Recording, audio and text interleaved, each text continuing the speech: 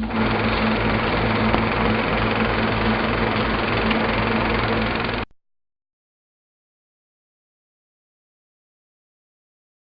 have a strange power over people, Henry. It's my constant disapproval. Some find it fatherly. No, enough. You know, I think it's silly you made us sit at separate tables like this. Men of any worth sit across from women. If you ever want to be an ЭкстраМен, you have much to learn about boy-girl propriety. Oh, which reminds me, what are you doing tomorrow evening? Nothing. Why? I have two lady friends who need escorting to an event. Vivian Cudlip and her niece? No, but almost as important. Would this officially make me an ЭкстраМen? Extra, yes, but nowhere near essential. So, Kevin, since you're playing a male escort to much older women, he's Yes. stopping me immediately. Well, escort is such a, that word is fraught with innuendo. I'm an escort in the old sense of someone companion. A companion, yes. Did you tag along with any male companions to do some research, or? No, but you know, you go to certain restaurants in New York, or if you go to the theater, or whatever, there's certain milieu where you're liable to bump into that sort of person. So I've seen them, and working in the theater for the last however many years, too numerous to count, sorry. Yeah, I mean, he's a man of the theater, so there's something elegant and a little extravagant about his deportment.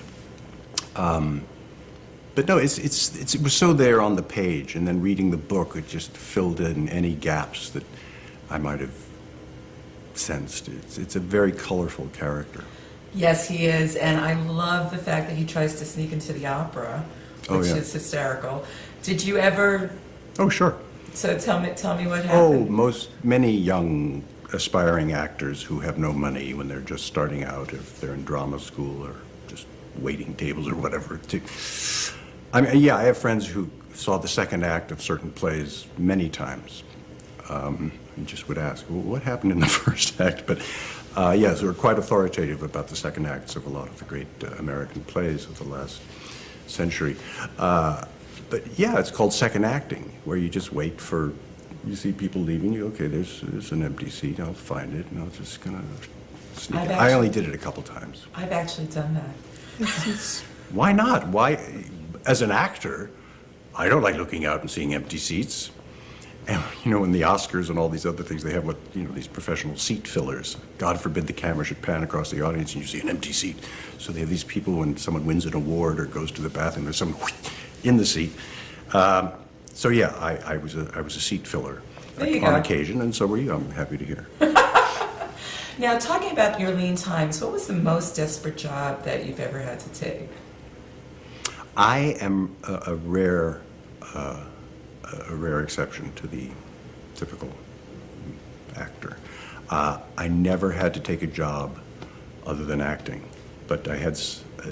There's a scene in Soap Dish. I don't know if you remember, where I'm doing Willie Loman in Death of a Salesman in a dinner theater in Opelika, Florida. And my first job was in a dinner theater in Staten Island, doing a Neil Simon play. And the talking and clinking and, you know, while you're trying to perform, it's a little debilitating to one's, it's agony, but it's sort of funny. I never knew Staten Island had a dinner theater. They may not now. This was back, during the Punic Wars. What was the name of the dinner theater? Oh God, I have no recollection of that, none. But it was fun taking the ferry over to Staten Island. It was a 2-week gig, you know, in and out. And I think it probably developed my vocal strength to shout above the din of the diners, as it were. There you go. The dining din. Now, in your spare time, do you have the same joys as this character? Do you love opera and dancing alone and some things like that? Many of the same. I mean, one of the virtues, perhaps, of the film, it is sort of a Valentine to New York, because my character shows Paul Dano's character, all the cultural cornucopia that is at your disposal in New York City, whether it's art museums and operas and symphony orchestras and concerts of all stripes and ballet and what have you. Yeah, I don't go out every night, but yeah, I like to do those things. Dancing around my own apartment, rarely. But I've done it. Also did it in another film, in and out. I'm dancing around my living room. So if for no other reason, I've done it certainly to prepare for certain roles, much to the chagrin and wonderment of my children. What are you doing, Daddy? I'm trying to move whatever I think is rotting. Which is one of my favorite lines that he says in the movie. Try to move whatever I think is rotting. Wonderful performance. Thank really, you. really special. Thanks. Thank you. Nice to see you. You too. Well, I've been teaching now for several years. So as far as the rent is concerned, I have saved enough from working in Princeton to... Princeton? How is Princeton these days? It was great once, but then they let women in. Oh, you mean the university? Well, it's still excellent, and there's no reason women shouldn't go to college. Oh, I'm against the education of women. It dulls their senses and affects their performance in the boudoir. The women I like best are the Hasidic women. They really get it.